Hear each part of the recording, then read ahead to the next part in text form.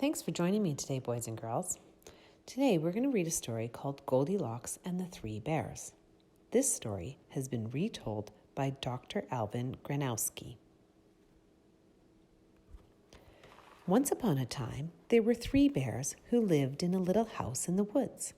One of the bears was a cute little baby bear.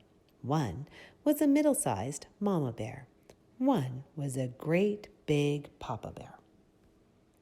One day, Mama Bear made a big pot of hot porridge. She poured the porridge into 3 bowls. Then she said, "Let's take a walk in the woods while our porridge cools." So the 3 bears made their way down the path, deep into the woods. The 3 bears weren't the only ones taking a walk in the woods. A pretty little girl named Goldilocks had been picking flowers and had wandered far from home. She came upon the 3 bears' cottage. "I wonder who lives in this little house," said Goldilocks. She peeked in the window. "Is anyone home?" Goldilocks called. Then she knocked on the door. When no one answered, Goldilocks lifted the latch on the front door and walked into the little house. Goldilocks was hungry from her walk in the woods.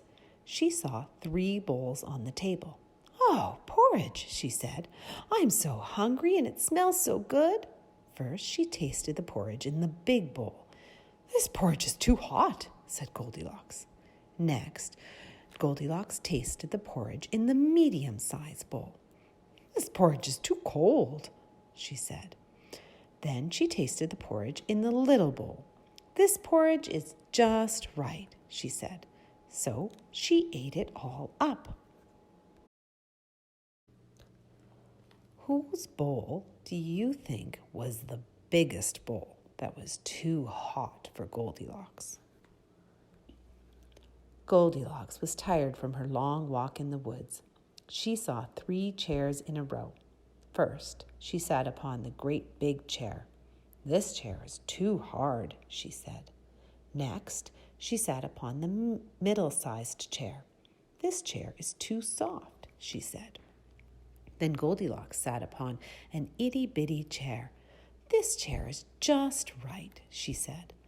Goldilocks was happily rocking on the itty-bitty chair when suddenly it broke apart. "Dear me!" exclaimed Goldilocks as she fell to the floor. Which chair was too soft? The big one, the middle one, or the itty-bitty one? Who do you think that chair belonged to? Then Goldilocks felt very sleepy. She went upstairs to the bear's bedroom. First, she lay down on the great big bed. "Oh, this bed is too hard," she said. Next, she lay down on the middle-sized bed. "This bed is too soft," she said. Then Goldilocks lay down on the itty-bitty bed. "This bed is just right," she said. Goldilocks was so tired that just like that, she fell fast asleep. While Goldilocks was sleeping, the 3 bears returned home. "Someone's been eating my porridge," said the great big papa bear in his rough, gruff voice. "Someone has been eating my porridge," said the middle-sized mama bear in her sweet, soft voice. "Somebody's been eating my porridge," cried the cute baby bear in his itty-bitty voice. "And that somebody has eaten it all up." Then the great big papa bear took a look at his chair. Its pillow was crooked. "Somebody has been sitting on my chair," he said in his rough, gruff voice. Then the middle-sized mama bear looked at her chair. Its pillow was all squished. "Somebody has been sitting on my chair," she said in her sweet, soft voice. Then the cute little baby bear looked at his chair. "Somebody's been sitting on my chair and has broken it all to pieces," he said in his itty-bitty voice. He began to cry. How do you think Baby Bear is feeling right now? How do you think Mama Bear and Papa Bear are feeling?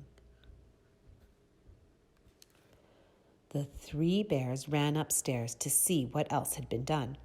"Somebody has been lying on my bed," said the great big Papa Bear in his rough, gruff voice. "Somebody's been lying on my bed," said the middle-sized Mama Bear in her sweet, soft voice. "Somebody has been lying on my bed," said the cute little baby bear in his itty-bitty voice. "And do you know what? She's still there." Goldilocks woke up scared by the bears. She ran down the stairs, out the door, and away from the little house as fast as her legs would go. And the three bears never, ever saw Goldilocks again. Do you know how Goldilocks got her name? What words could you use to describe Goldilocks and the bears and where they live? What do you think Goldilocks should do now? Thanks for joining me today, boys and girls. I hope you enjoyed the story of Goldilocks and the three bears. Try retelling the story to someone you know. Make sure to use a gruff voice for Papa Bear and a sweet voice for Mama Bear and an itty-bitty voice for Baby Bear.